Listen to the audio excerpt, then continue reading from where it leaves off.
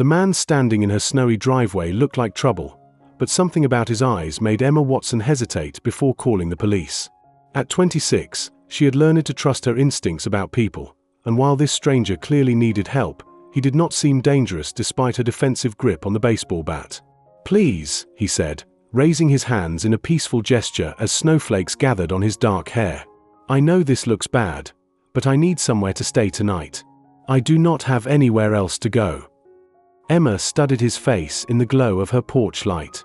He appeared to be in his early 30s, wearing a grey coat that had seen better weather, but there was something about his manner that did not fit with typical homeless encounters she had experienced in her neighborhood. "What is your name?"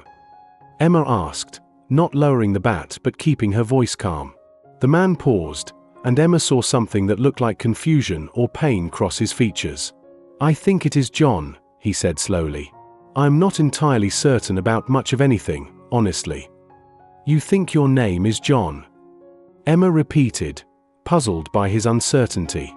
"I woke up in a hospital 3 months ago with no memory of who I am or how I got there," John explained, his breath forming clouds in the frigid air. "The doctors said I had been found unconscious in an alley with a severe head injury. No identification. No one reported me missing. They called me John because they had to call me something." Emma felt her defensive posture soften slightly. "You have amnesia."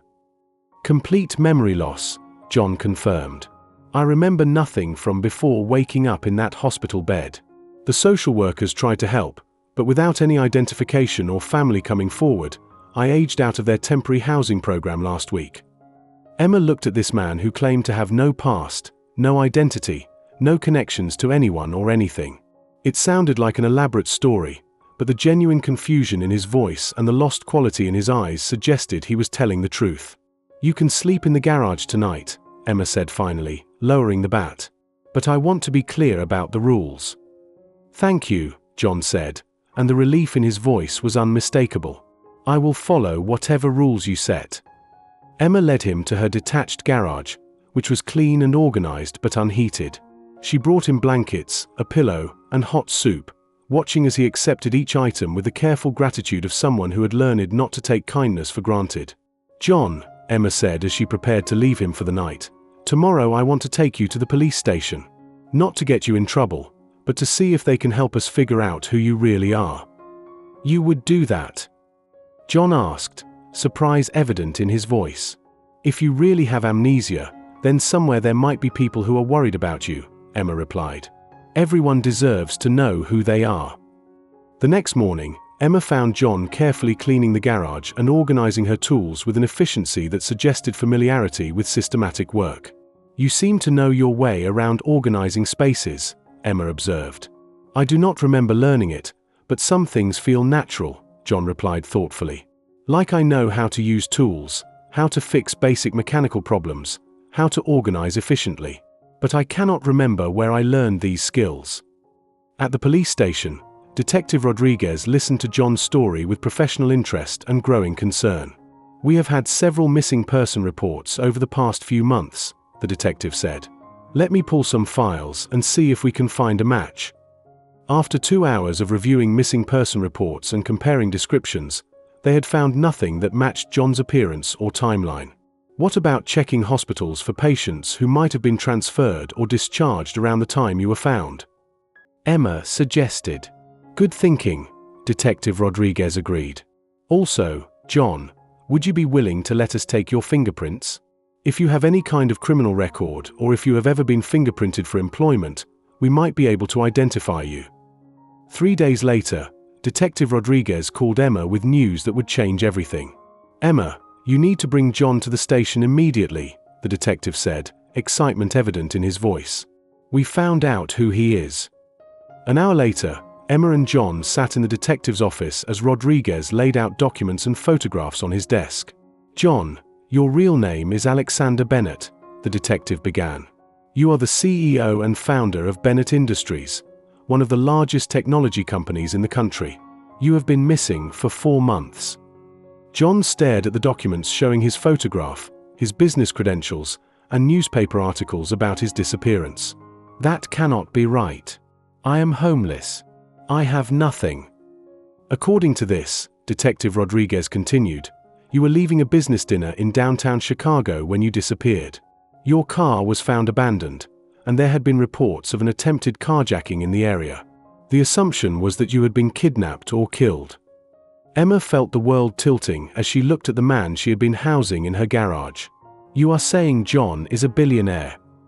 According to these financial records, Alexander Bennett is worth approximately $2.8 billion, the detective confirmed. He has a company, properties, investments, and apparently a sister who has been managing his affairs while he has been missing. John, Alexander, picked up one of the photographs of himself at a business conference, studying it as if looking at a stranger. I do not remember any of this. Not the company, not the money, not even my own face in these pictures. The head injury you sustained was severe, Detective Rodriguez explained. The doctor we consulted said that in rare cases, trauma can cause complete retrograde amnesia. You lost all memories of your previous life, but retained basic skills and knowledge. Over the following days, Emma found herself in the surreal position of helping a billionaire relearn his own life while he continued staying in her garage because he felt overwhelmed by the mansion and corporate offices that legally belonged to him. Emma, Alexander said one evening as they sat in her kitchen reviewing documents about his company, I need you to know that discovering who I apparently was does not change how grateful I am for what you did. Alexander, you need to reclaim your life, Emma replied gently.